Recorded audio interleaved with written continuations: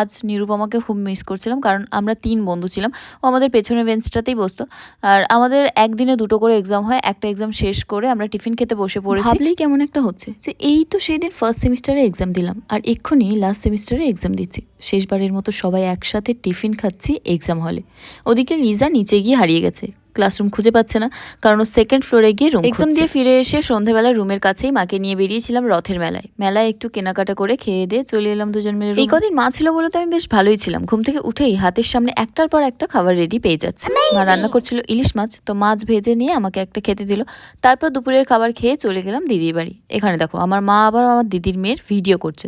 সন্ধ্যাবেলা সবাই মিলে ঘুরতে বেরিয়েছিলাম খিদিরপুর ডকে জাহাজ। আজকে মা বেরিয়েছিল মাসির বাড়ি যাওয়ার জন্য আর আমি গেলাম একটু কাজে। ফিরে এসে সন্ধ্যাবেলা মা আর আমি একটু মোমো আর বার্গার পার্টি করলাম। একটা এক্সামের পর প্রচুর ঘোরাঘুরি হয়ে গেছে, তো এবার প্র্যাকটিক্যাল এক্সামের জন্য প্রস্তুতি নিতে হবে।